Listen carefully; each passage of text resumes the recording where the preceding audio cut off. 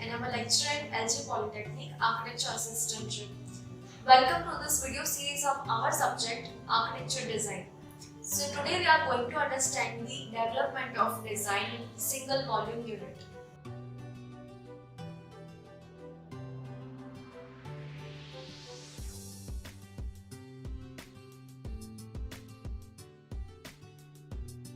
To develop any design, one needs to consider various design parameters and principles.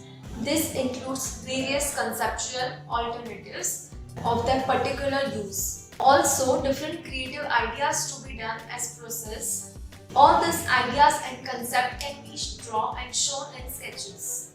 So, conceptual drawings are basically manual drawings which is in the form of alternatives. The sketches should be improved in conceptual drawings with requirements. This process makes a logical layout of site and building. The sketches and the designs should be in appropriate scale. The sketches and layout in appropriate scale is first to be done in drawings. All this conceptual drawing must follow the principles such as form, space, function and correlation. Some factors need to be considered in design development are material knowledge, the site surrounding, location of site, structural aspects, climatic conditions, building bylaws and its services, etc. In this stage, various concepts and sketches are to be prepared, and the next step is to finalize the concept with sufficient requirements.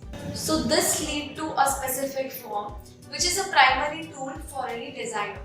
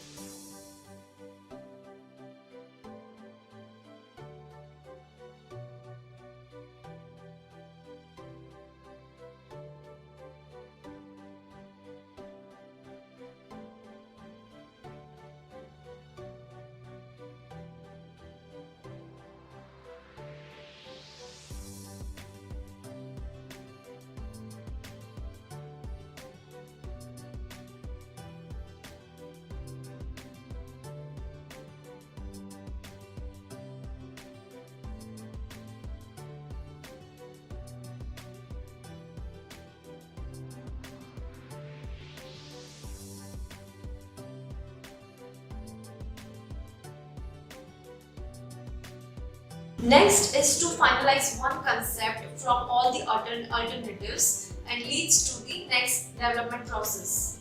So all this process determines the dimension of building such as length, width, scale, height, etc. The sketch design also meets the functional requirements of building. The design development serves several drawings which can be a floor plan, a site layout, sections, elevations, conceptual drawings, site analysis, etc. It also includes the surroundings such as road network, landscaping and other structures.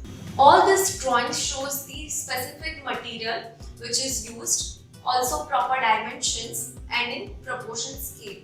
All this drawings includes different kind of levels, means contours of the building, dimensions and materials which are going to use in the proposed building.